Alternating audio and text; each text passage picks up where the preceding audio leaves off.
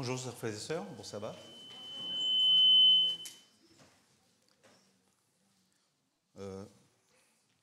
Donc le titre du message, ça sera « L'Amérique pleure ses étoiles filantes ».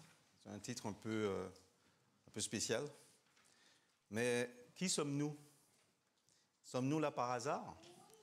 Sommes-nous seuls dans ce vaste univers? Notre existence a-t-elle un sens? Y a-t-il une vie après la mort? Ce sont des questions légitimes qu'on a le droit de se poser. En janvier 2022, pasteur Paul Scalier a fait justement un sermon qui s'intitulait « L'Amérique qui pleure ». Je ne sais pas si vous vous en souvenez.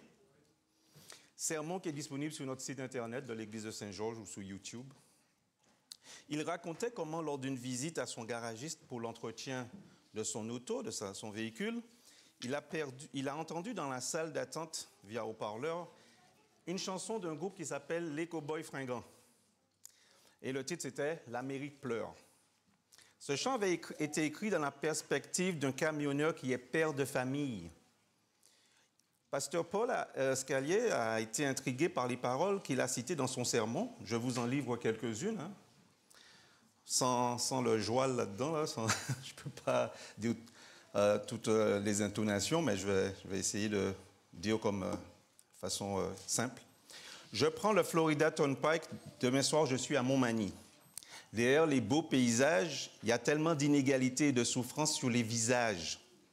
C'est si triste que des fois, quand je rentre à la maison, que je parque mon vieux camion, je vois toute l'Amérique qui pleure dans mon rétroviseur. Moi, je traîne, c'est pas dans l'ordre, hein, en passant.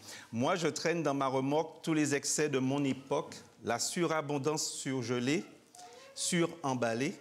C'est dans le fond des containers que pourront pourrir les surplus. La question que je me pose tout le temps, comment font tous ces gens pour croire encore en la vie dans cette hypocrisie? La question que je me pose tout le temps, mais comment feront nos enfants quand il ne restera rien que des ruines et la faim?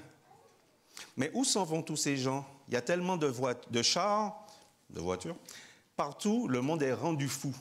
Quand je roule tout seul dans la nuit, rappelez-vous, il est camionneur, quand je roule tout seul dans la nuit, je pense à tout ce que j'ai manqué avec Mimi et les deux filles, son épouse et ses deux filles. Et j'ai ce sentiment d'être étranger dans ma famille.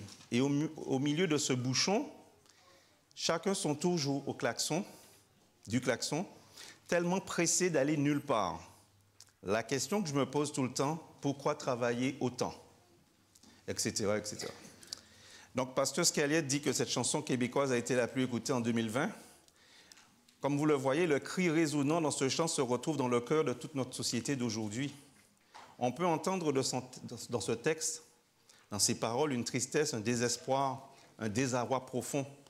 Mais ce n'est pas juste l'Amérique qui pleure, mais le monde entier. Comme le demandait pasteur Scalier, en tant que chrétien, n'avons-nous pas quelque chose à dire à ce monde qui pleure face à toute cette misère? Heureusement, nous avons, nous chrétiens, une espérance, une bienheureuse espérance. Nous y reviendrons un peu plus tard. Comme vous le voyez dans le titre, il y a aussi le mot « les étoiles filantes ». Ben justement, sans faire la promotion de ce genre de musique, j'utilise par souci d'illustration, un petit peu comme Jésus, quand il avait pris l'histoire du riche homme et Lazare, il ne faisait pas la promotion d'une histoire, c'était un genre d'histoire de l'époque de mythe qui parlait de la vie après la mort. Nous savons que Jésus ne croyait pas que les morts se parlaient entre eux, il a juste utilisé l'illustration de l'époque. D'accord? Donc, ce même groupe, les Cowboys Fringants, ils ont fait un chant qui s'appelait « Les étoiles filantes ». Et un petit peu comme pasteur Paul, je l'ai entendu, bien malgré moi, dans les bureaux du ministère où je travaillais. La radio, ça passe par un haut-parleur dans la salle de repos, hein, donc on n'a pas trop le choix. Ceux qui travaillent dans ce genre de bureau savent de quoi je parle. Et avant, il y avait même les téléphones fixes dans chaque cubicule, on va dire, et il y avait la radio sur ces téléphones-là. Donc, même si on travaille, on entend la radio le téléphone du voisin qui a la radio qui marche. Donc, en tout cas, c'est juste pour vous dire que c'est comme ça que j'ai entendu cette chanson. Et bien, j'ai demandé à des collègues et puis ils m'ont dit ce que c'était. Moi, là-dedans, ce qui m'intriguait aussi, c'est les textes. C'est le texte. Morceau choisi de ce chant qui s'appelle « Les étoiles filantes ». Si je m'arrête un instant pour te parler de la vie, je constate que bien souvent, on choisit pas, mais on subit. la trentaine, la bedaine, les morveux, l'hypothèque, les bonheurs et les peines, les bons coups et les échecs. Travailler, faire de son mieux, n'arracher, s'en sortir. Je pense que c'est en arracher, mais bon, il a dit n'arracher, s'en sortir. Et espérer être heureux un peu avant de mourir. Mais au bout du chemin, dis-moi ce qui va rester de notre petit passage dans ce monde effréné. Après avoir existé pour gagner du temps, on se dira que l'on n'était finalement que des étoiles filantes. C'est quand même assez... Je ne voulais pas plomber l'ambiance là avec les paroles, mais c'est un peu lourd comme texte. Mais vous voyez que ce chanteur-là, quand même, les textes sont un peu engagés, même si on sent que c'est un peu tristounet, tout ça, un peu pessimiste, mais ça interpelle. La question que nous, on peut se poser, c'est sommes-nous des étoiles filantes? La vie sur Terre a-t-elle un but? D'ailleurs, le chanteur du groupe Carl Tremblay, je pense pas qu'il n'est pas apparenté à Jean-Guy, a malheureusement eu une fin qui lui donne raison à première vue. Car il est mort, on peut le dire aux jeunes, à 47 ans l'an dernier, je ne sais pas si vous vous en rappelez, c'était passé dans les nouvelles. Il est mort le 15 novembre 2023 après 4 ans de lutte contre un cancer de la prostate. Donc son passage à lui sur Terre aura été, on va dire, bref. Vous vous souvenez sans doute d'avoir vu aux nouvelles la ferveur des fans et du public aux Plaines d'Abraham lors de son dernier concert en juillet 2023. Il a même reçu une médaille d'honneur de l'Assemblée nationale du Québec en mai 2023 et après sa mort, la municipalité de l'Assomption a annoncé que sa place publique porterait le nom de place Carl Tremblay. Donc, que nous dit la parole de Dieu par rapport à la question qu'on se posait tout à l'heure, sommes-nous des étoiles filantes? Est-ce que la vie sur Terre a un sens? On va commencer avec Ecclésiaste. Tournons nos Bibles dans Ecclésiaste 1, versets 2 à 4. Ecclésiaste 1, versets 2 à 4.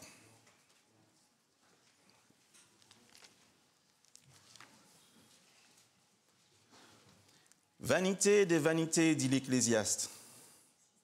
Tout est vanité.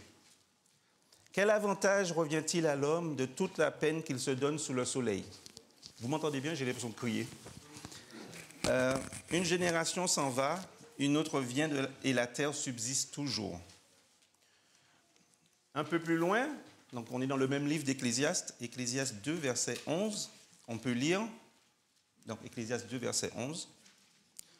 Puis j'ai considéré tous les ouvrages que mes mains avaient faits et la peine que j'avais prise à les exécuter.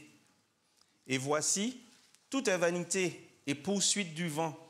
Il n'y a aucun avantage à tirer de ce qu'on a fait sous le soleil. Je vous donne le temps d'aller dans Psaume 39, versets 5 à 6.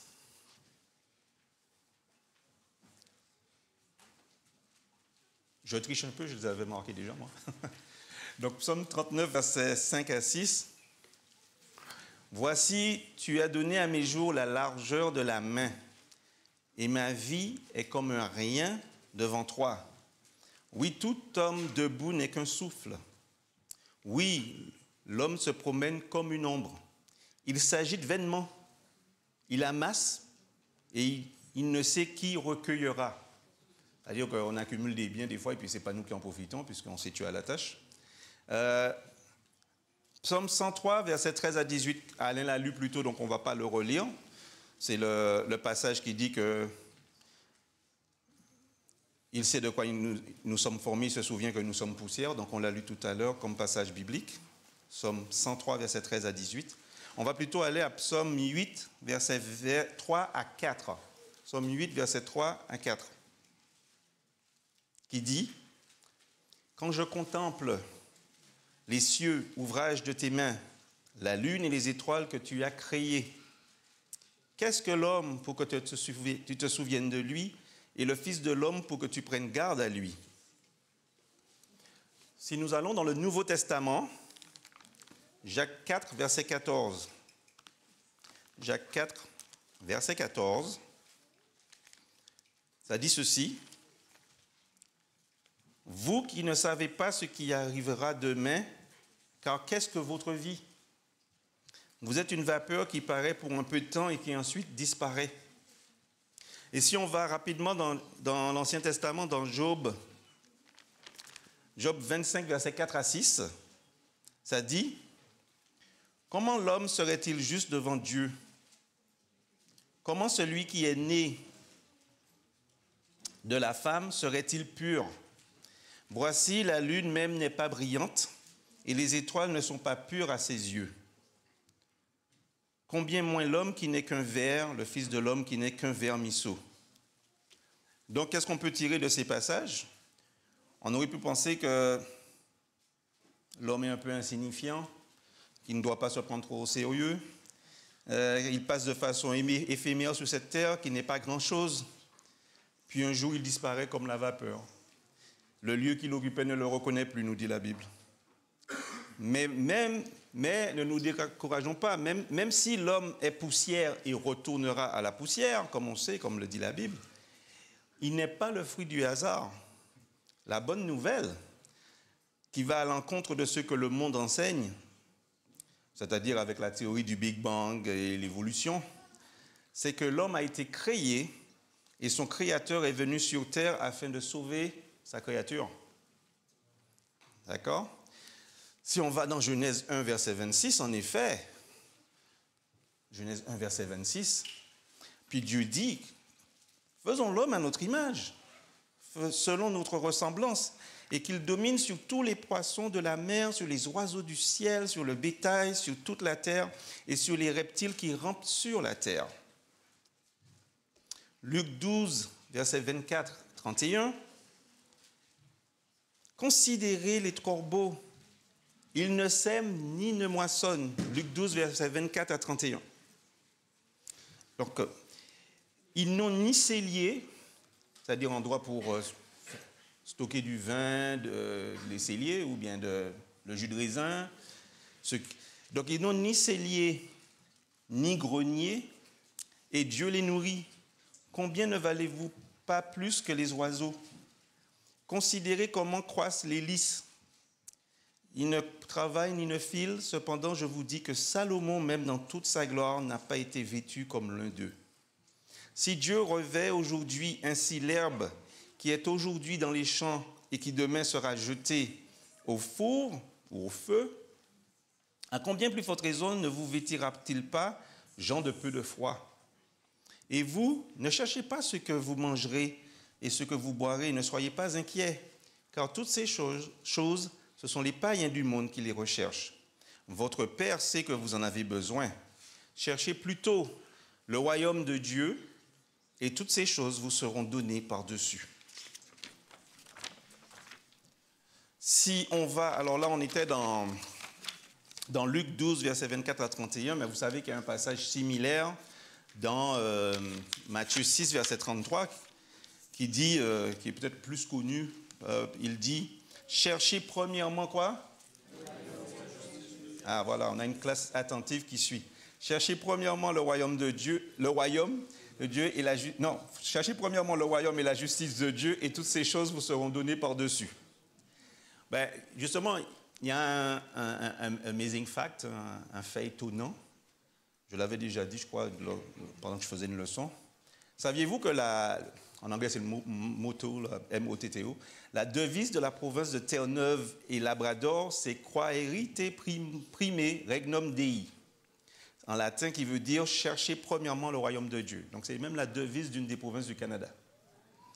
D'accord? Quand on regarde la violence partout sur la planète, les crimes insensés, des adolescents armés, auteurs de fusillades dans des écoles.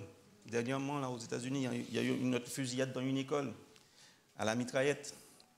L'augmentation du suicide, on en parlait dernièrement dans les nouvelles, de la consommation de drogue et d'alcool, surtout chez les jeunes, les événements climatiques répétitifs et violents, on s'y attarde même plus tellement c'est répétitif. Les conflits armés, là aussi on ne parle même plus de la guerre en Ukraine vraiment parce qu'on s'est habitué. Les familles qui se déchirent, certains peuvent être tentés de dire comme l'apôtre Paul dans 1 Corinthiens 15, verset 32, « Si c'est dans des vues humaines que j'ai combattu contre les bêtes à Éphèse, quel avantage me revient-il? Si les morts ne ressuscitent pas, mangeons et buvons, car demain, nous mourrons. » Bien entendu, Paul a dit ça dans un contexte bien particulier. Mais il y a des gens qui prennent ce petit bout-là pour justifier certains choix. Cette phrase a été galvaudée à travers les âges. Nous l'avons sûrement déjà entendue. Je ne vous apprends rien quand je vous dis que ce raisonnement est dominant dans le monde. Les gens disent, bon, autant en profiter, la vie est courte. C'est le message sous-jacent dans la plupart des films et chansons, ce genre de raisonnement. Les artistes suivent cette philosophie de l'occultiste. Occultisme, pour les jeunes, c'est ceux qui sont dans la Kabbalah, dans la magie, qui sont intéressés par tout ce qui est ésotérique. Voilà le bon mot, merci. Donc, cet occultiste qui est mort en 1947, qui s'appelait Aleister Crowley. Vous avez entendu parler de lui? Et pourquoi il est connu, alors qu'il est mort depuis 1947? Vous savez quoi? Encore une fois, c'est juste de la culture populaire, ce n'est pas moi qui l'invente. Il y a l'album des Beatles qui s'appelle Sgt. Pepper. Il y a un tas de personnages, et comme par hasard, il y a qui là-dessus? Aleister Crowley avec son nœud. Pape, son nœud papillon. Et Michael Jackson, bien des années plus tard, dans les années 80, a fait un album avec des personnages. Qui est-ce qu'il y a là-dessus? Aleister Crowley, avec son nœud papillon. Donc pourquoi ces artistes-là, ils aiment ce monsieur, qui était pourtant, entre guillemets, un sataniste? Eh bien, Aleister Crowley était utilisateur de drogue. Il est mort en 1947, hein? Mais il était utilisateur de drogue et bisexuel. Comme beaucoup d'artistes de nos jours. Et sa philosophie que certains artistes portent fièrement sur leur t-shirt, vous savez qu'est-ce que ça dit? Qu'est-ce qu'il le connaît? Qu'est-ce qui a dit ça? Qui est-ce qui a dit ça? J'ai pas vu. Ah, c'est bon point. Exactement. Aleister Crowley est connu pour cette phrase « Do what thou wilt ». Donc les jeunes connaissent Jay-Z ou tous ces rappeurs. Ils portent ça fièrement sur des t-shirts. C'est la phrase d'Aleister Crowley. Et donc ça veut dire quoi? « Do what thou wilt » en ancien anglais, ou « Do what you want », c'est « fais ce que tu veux ». Ne t'embarrasse pas, fais-toi plaisir, ne t'embarrasse pas de valeurs morales, de barrages, de la tradition. Fais ce que tu as à faire.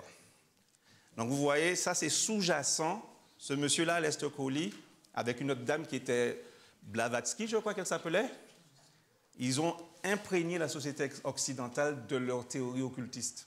Donc c'est vrai que si on ne s'y connaît pas, on dit mais non, il n'y a rien là-dedans. Mais si vous regardez tout le monde des médias, surtout les films, les chansons, tout ça, c'est imprégné de ces philosophies-là.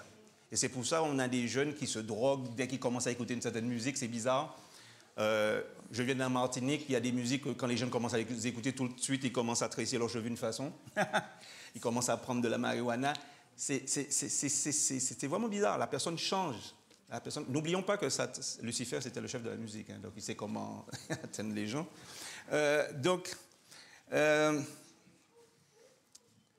Si vous voulez en savoir plus justement un petit peu sur l'origine de certaines musiques et certaines choses, je vous invite à suivre le séminaire de pasteur Christian Berdal, qui est un ancien rocker, un ancien musicien, donc il connaît très bien ça. Bruno, qui est ici, on l'a déjà mentionné, parce que Bruno leur propose à des employés qui écoutent certaines musiques et il leur dit allez écouter ça, ce séminaire-là. Et puis il y en a qui, si je me trompe, ça a changé leur vie, ça a ouvert leurs yeux. Vous pouvez, donc moi je l'avais suivi, ça fait quelques années avec Rebecca, ce séminaire-là, mais vous pouvez le suivre en français sur le site de Laurent, L-A-U-R-O-N-T, Laurent 5243. C'est Laurent Tader, ma soeur le connaît bien. Il fait aussi des voyages des fois sur le site des Vaudois, ma soeur est avec lui. Et donc lui, il a pris comme ministère de traduire certaines choses importantes. C'est du gros travail, de traduire en français des programmes qui sont en anglais, parce que sinon en français on n'a pas grand-chose sur Internet. Donc, c'est Laurent 5243 en France. Donc, si vous voulez en savoir plus un petit peu sur le monde, il explique vraiment certaines choses et c'est plutôt très bien. Donc, que nous dit le monde quand le monde nous dit profiter de la vie, quitte à brûler les étapes, se brûler et marcher sur les autres. Il faut faire de l'argent rapidement, presque illégalement s'il le faut, facilement aussi. si vous parlez à beaucoup de jeunes, qu'est-ce qu'ils veulent être? Tout le monde veut être sportif, tout le monde veut être acteur, chanteur ou influenceur maintenant, c'est la nouvelle mode. D'accord? Et aussi, beaucoup veulent juste être célèbres. Beaucoup montrent des vidéos qui mettent en avant une vie rêvée dans des palaces, des villas, de belles voitures de luxe. Ça fait rêver. Mais et la chirurgie esthétique n'a jamais été aussi populaire que de nos jours. Les jeunes sont confrontés sur les réseaux sociaux comme TikTok et Instagram, et compagnie, il y en a d'autres, hein, à ces influenceurs ou autres personnages qui sont retouchés, qui sont botoxés. Et que ce soit à la télé ou sur les réseaux sociaux, le web, les films, on n'échappe pas au message que le monde veut faire passer. Se faire plaisir avant tout. On est devenu une société de divertissement, entertainment. À l'époque des Romains, c'était quoi, avant la chute de l'Empire? Voilà. Panem et circenses, donc du pain et les jeux du cirque. Et nous sommes le même type de société maintenant, c'est qu'on dit qu'on est à la veille de la chute de l'Empire occidental. Même les Chinois le disent, et le monde arabe disent que le monde occidental est en décroissance et en chute libre, parce qu'on est dans la dépravité. Donc c'est vrai que les choses se répètent quand on regarde bien, et donc nous sommes ce monde-là. C'est pour ça aussi que beaucoup de jeunes ne veulent pas étudier ou travailler, puisqu'encore une fois, ils veulent être influenceurs, faire du contenu, faire des petites vidéos, et puis espérer faire de l'argent comme ça, mais personne ne veut être ingénieur, médecin, ou aller devenir plombier. Beaucoup veulent faire de l'argent facile. On le voit souvent. Donc, dans la lettre 24, qui date de 1875, Ellen White écrit, qu'est-ce qu'elle écrit dans cette lettre-là? Elle écrit: la gourmandise et l'intempérance sont à la base de la grande dépravation morale de notre époque. Manger, boire et s'habiller sont devenus le but de la vie dans le monde. Vous vous rendez compte, elle écrivait ça en 1875, la situation est vraiment pire maintenant. Donc, en plus, on a Internet, les jeunes vont sur des sites comme Temu et Shein pour acheter des vêtements qui sont contaminés, on vous dit, qui sont mal faits, qui coûtent $2 et qui n'aident pas la planète.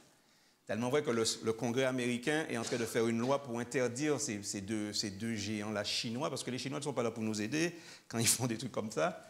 Vous savez que TikTok que les jeunes regardent, quand vous allez en Chine, ce n'est pas le même TikTok. Il n'y a pas de danse. Hein. C'est dans le monde occidental que les jeunes font des danses un peu idiotes. Mais le TikTok en Chine est complètement différent. Donc les Chinois, ils savent ce qu'ils font hein, quand ils envoient des choses vers le monde occidental. Cette mentalité mondaine qui pousse les jeunes, victimes du peer pressure, n'est-ce pas, Josué Jensen? Cette mentalité mondaine qui pousse les jeunes, victimes du peer pressure à l'école, à s'amuser, car la vie est courte. Cette mentalité-là n'est pas bonne. Si vous avez des amis qui sont de mauvais conseillers, éloignez-vous d'eux. Car Paul dit, dans le verset suivant, vous savez, le verset qu'on a lu tout à l'heure, 1 Corinthiens 15, verset 32, où il dit « Mangeons et buvons, car demain nous mourrons ». Qu'est-ce qu'il dit dans le verset 33? Il dit « Ne vous y trompez pas, les mauvaises compagnies corrompent les bonnes mœurs ». Donc, quel avantage revient-il à l'homme? Oh, excusez-moi, je me suis trompé.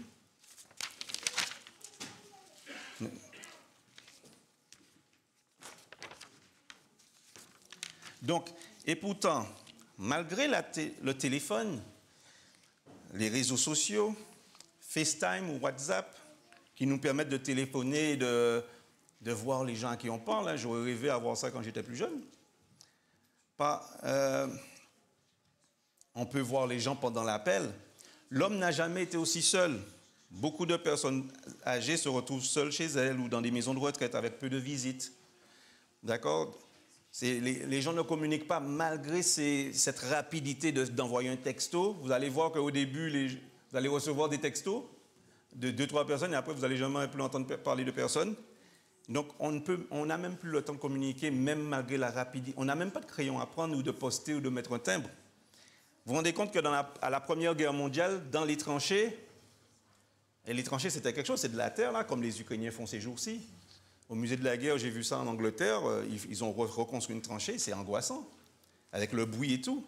Eh bien, pendant qu'ils étaient sous le bruit des obus, les soldats, quel que soit le camp, hein, allemand ou anglais ou français, tout ça, pendant qu'ils étaient dans la tranchée avec l'eau, l'humidité, la glaise, la boue, les fourmis, les araignées, ou quelque chose, ils avaient le temps de prendre un papier, un stylo et d'écrire à leur mère, ou à leurs fiancés, ou à leurs épouses. Et des fois, les mères envoyaient des colis en temps de guerre, Première Guerre mondiale, 1914-1918, avaient le temps de leur envoyer des colis, des courriers. On retrouve c'est dans les musées, même ici au Canada, on retrouve les courriers des... Mais nous, on n'a même pas le temps d'envoyer un texto. Donc, c'est quand même étrange. Et même lors de la conquête de l'Ouest aux États-Unis, outre les diligences genre de la Wells Fargo, acheminant les courriers des grands centres vers des villages ou des villes plus reculées dans l'Ouest, il y avait le Pony Express. Tu sais, ils étaient sur un cheval, ils allaient très vite pour livrer les courriers, les messages. Et puis après, de tous les temps, hein, depuis, il y a toujours eu des façons de communiquer rapidement, mais c'était un peu l'ancêtre de FedEx, le Pony Express. Si on retourne un petit peu à notre époque, il y a un chanteur populaire, Alain Souchon, en France, qui a écrit en 1980, dans les années 80, on vit ce qu'on appelle, c'est l'ultramoderne solitude. C'est-à-dire, on est entouré de gens, on a des collègues, on vit dans des quartiers, on vit dans des grandes villes, mais les gens sont seuls, sont très seuls.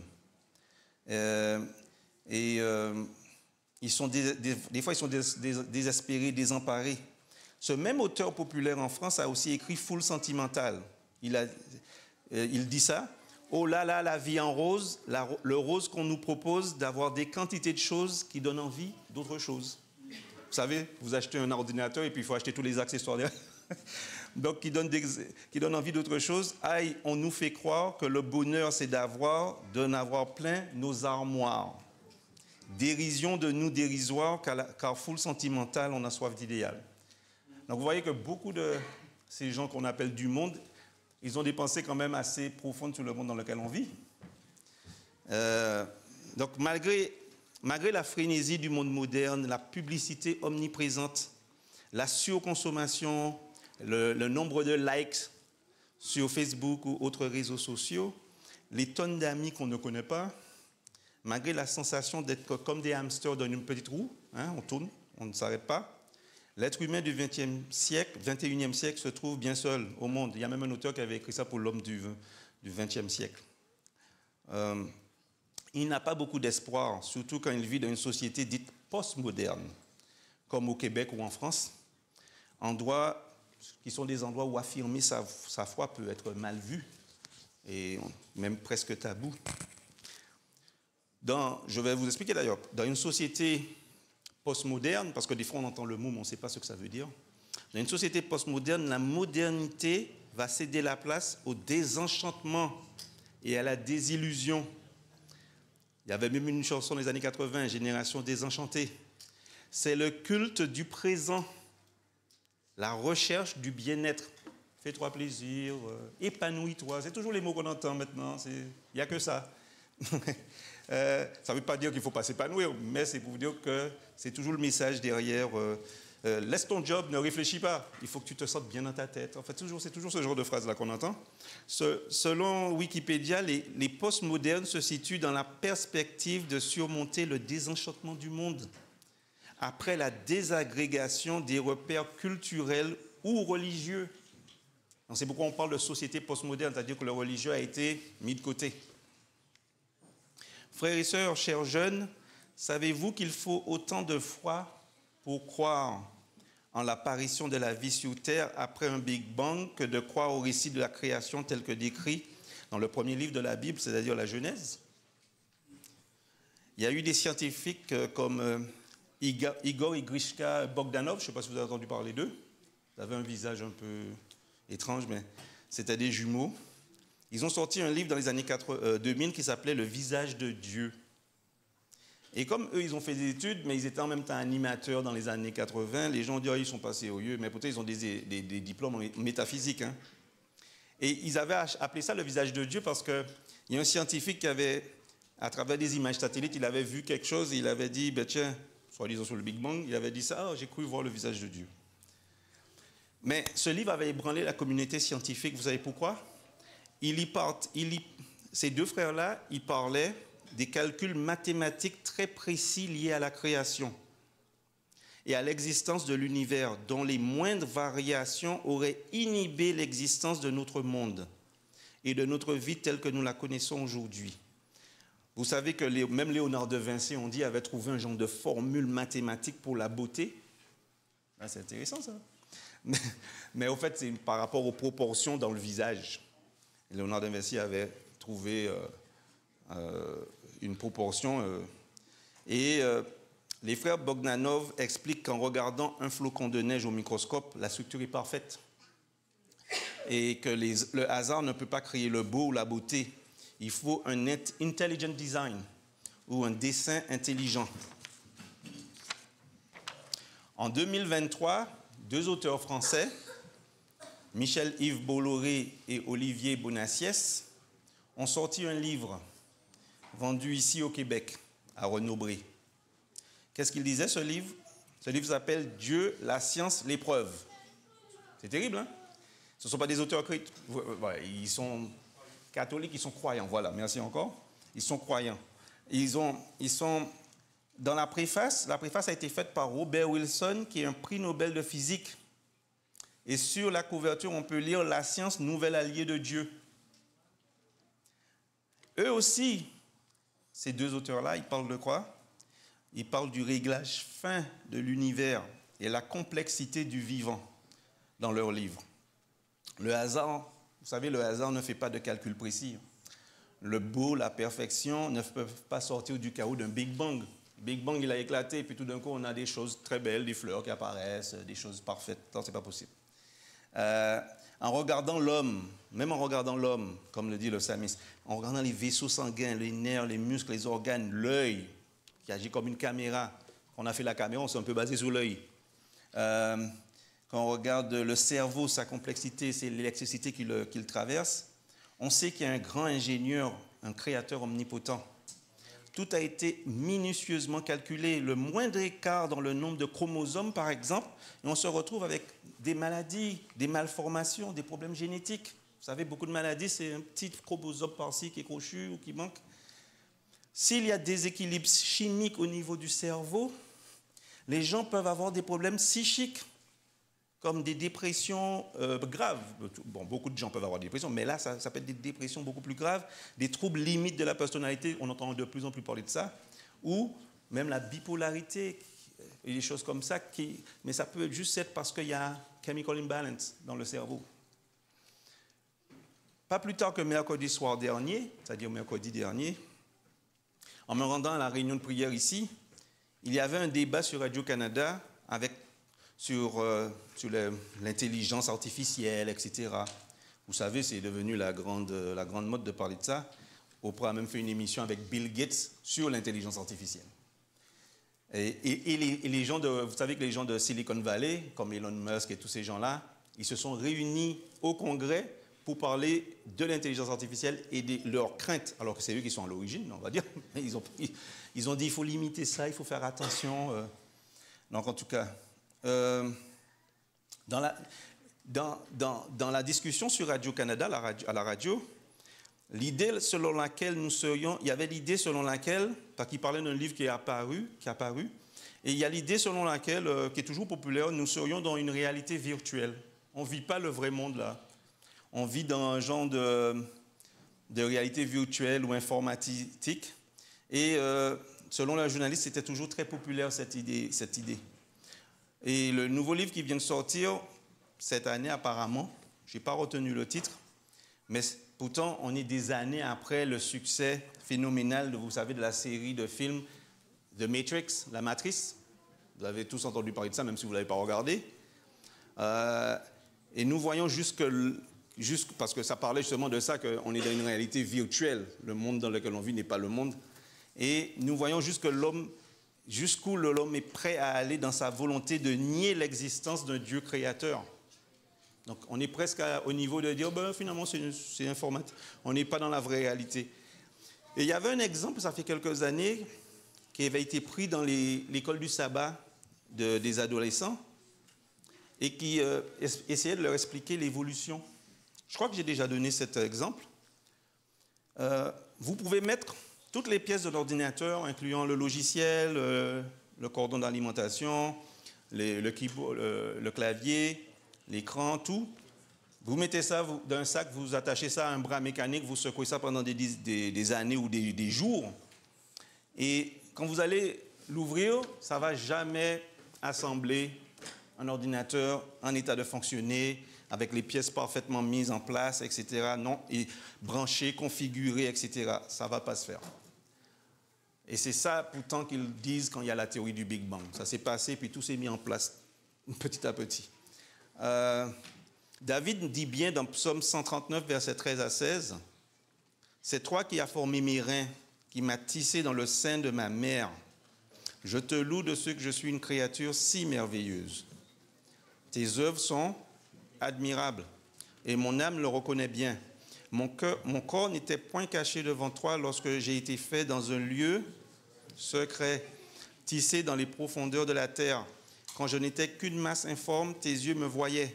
Et sur ton livre étaient inscrits tous les jours qui m'étaient destinés avant qu'aucun d'eux n'existât. » Donc, pour conclure, je dirais que face à l'idéologie du monde actuel, moderne, à l'enseignement de la théorie de l'évolution dans les écoles, l'agenda de moins en moins caché de la communauté LGBTQ, plus d'autres choses, je ne sais pas qu'est-ce qu'ils mettent après, concernant les enfants, le changement de genre qu'on enseigne apparemment maintenant au Québec à partir de la maternelle, face aux vicissitudes de la vie, face aux drames humains, aux pandémies, les crises économiques, les catastrophes écologiques, les guerres que l'on nous annonce. On nous annonce de futures pandémies, on nous annonce des problèmes économiques dans les mois qui viennent. Ne perdons pas courage, mais gardons les yeux fixés sur le Maître. Car nous sommes ses ambassadeurs avec un message d'espérance à apporter à ceux qui nous entourent. Car comme Jésus a commandé aux disciples dans Marc 16, verset 15, puis il leur dit, « Allez par tout le monde et prêchez la bonne nouvelle à toute la création. » Donc, la création, les réglages fins de l'univers, notre création à l'image de Dieu, le plan du salut montre que nous ne sommes pas insignifiants aux yeux de Dieu. Nous ne sommes pas des étoiles filantes, mais nous avons de l'importance aux yeux de Dieu qui nous a tant aimés qu'il a donné, comme disait Jean-Guy tout à l'heure, Jean 3, verset 16, il a donné son Fils unique afin que quiconque croit en lui ne périsse point, mais qu'il ait la vie éternelle. Merci beaucoup. Amen.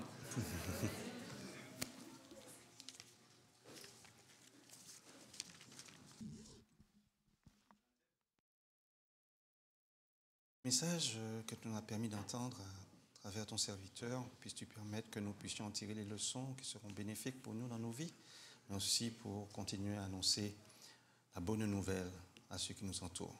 Sois avec nous pour le reste de ce sabbat. Nous t'en prions dans ton Fils Jésus pour ta gloire. Amen. Amen.